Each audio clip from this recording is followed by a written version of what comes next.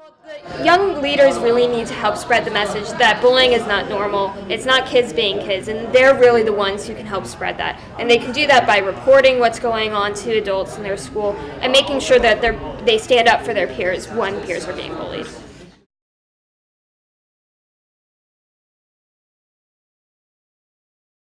I'm not going to ask you if you've been bullied or you've been a bully, or if you've witnessed bullying, but if you have fallen in any of those three categories, raise your hand.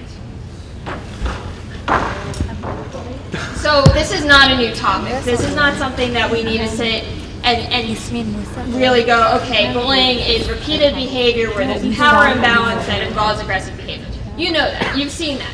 You've seen it in the media. You've heard about it. The real question that I'm always asked is, well, what can we do about it? So one of the things that I want to encourage everyone in this room to do is make sure that, as you rightfully put up your Post-its, stand up for each other. But sometimes that doesn't always work. Sometimes you need to get adults involved. Make sure that you know that adults are on your side, that are allies. And if they're not, there are certain things that you can do to raise this to a higher level.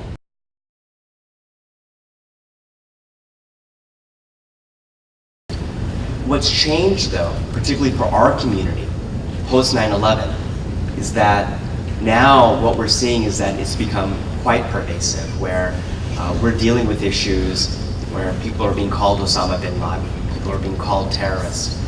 It's almost becoming the new normal for you, and I'm sure many of you have probably dealt with this issue.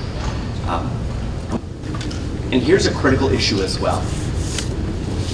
The number of cases filed through the Office for Civil Rights, the Department of Education, is very, very low.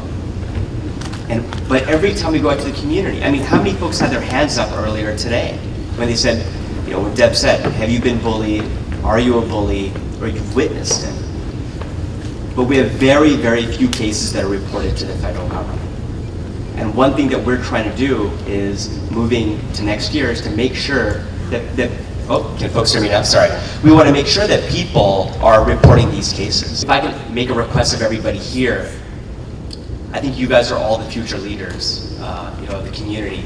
Please go back and tell people. If you could put on a seminar at your school, at your community center, at your mosque, whatever it is, please tell people to report this. Otherwise, we're not even going to be, on the map. We're just going to be just kind of a little speck and not being recognized for what's actually happening to our communities.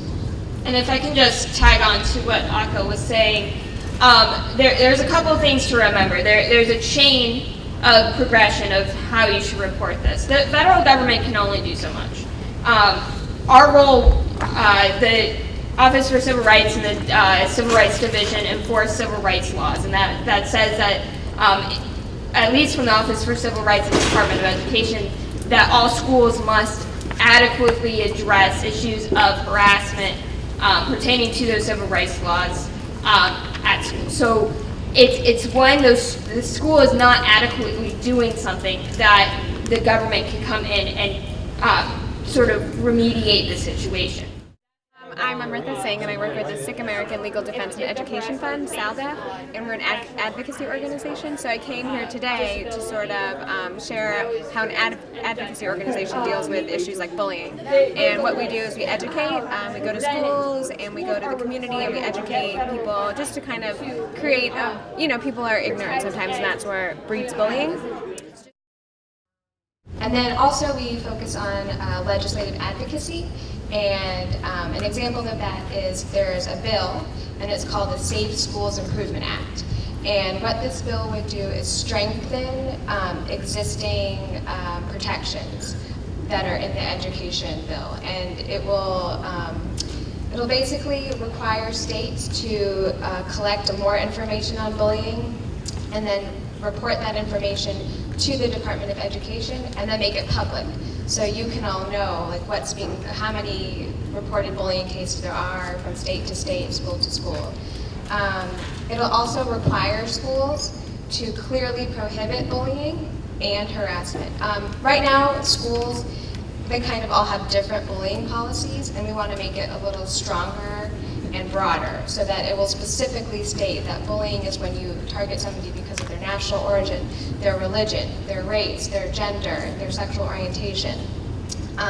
Because when these are listed in policies, it's shown that students feel more comfortable talking to teachers, and teachers are more apt to step in and get involved. I'm a little nervous. It's the first time I've talked about bullying in a public forum in my whole life, especially after a Harry Potter trivia contest. So I was really, I was bullied. It was unbelievable. I actually grew up here in the DC area and went to Leland Junior High School, which is no longer there. They tore it down, thank God, because it was a horrible place. People asked me if I was in any fights in school, and I said no, but I was in a number of beatings. Yeah, it was really bad. I mean, my every day of my school in junior high was really awful. I mean, I don't have a lot of time to talk about it, but it was really tough to deal with, and I guess people kind of grew out of it as high school came to a close and went to college and got into computers, big surprise, being Indian and Japanese, worked at IBM, and then went on a long road, went to Intel, was terrified of speaking in my job. I had to travel with the chairman of the board, Andy Grove, and do presentations on stage. And I took a comedy class to get over the fear of speaking. Then I met somebody named Russell Peters, who you all heard of. You all couldn't afford him, so you got me instead. and if you read his book, he was also very, very bullied. He heard this word "paki" over and over again, which I didn't even know about this word. He told me about this. This is a real ethnic slur like the N-word in Canada, apparently. And he heard it every day, and he was bullied. And it's an interesting lesson, because a lot of people whom you meet, who are famous, who are in the arts, acting, or musicians or whatever, one real common thread amongst people who are in show business is they either had a really bad childhood, either from the standpoint of their parents and their family, like they came from a broken home, which is not true in my case, or they had some tremendous problems in school and they were bullied.